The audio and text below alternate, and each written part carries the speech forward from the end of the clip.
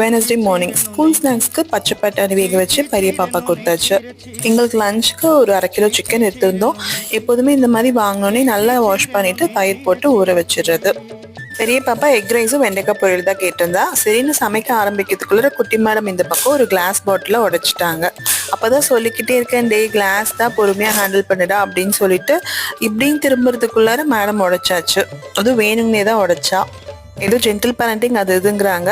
அதெல்லாம் எவ்வளவோ ட்ரை பண்ணாலுமே ஏதாவது தப்பு பண்ணாங்கன்னா கை அடிக்க தான் போகுது. பொறுமையாக எக்ஸ்பிளைன் பண்ணுறதுக்கெலாம் பொறுமையே இருக்க மாட்டேங்குது. மேபி நான் சின்ன வயசுல நல்லா டொமன்னு வாங்கினதுனாலே என்னவோ தெரியல, அதே தான் அப்படியே ரிப்பீட் ஆகுது. முடிஞ்ச வரைக்கும் அடிக்க கூடாது அப்படிங்கிறதுல ரொம்ப ரொம்ப கான்ஷியஸாக இருக்க ட்ரை பண்ணுறேன். அதுவும் இவ ரொம்ப குட்டி. பட் இருந்தாலும் ஒரு 2 லைட்டாக தட்டிட்டேன் நான் பம்மில். அதுக்கு மேடம் வந்து செம்மையாக கோச்சிக்கிட்டாங்க. அப்புறம் எப்படியும் அவங்களை சமாதானப்படுத்திட்டு சிக்கன் ரெடி ஆயிடுச்சு. நான் சட்டி சோறு போட்டு சாப்பிட ஆரம்பிச்சிட்டேன். தேங்க்யூ.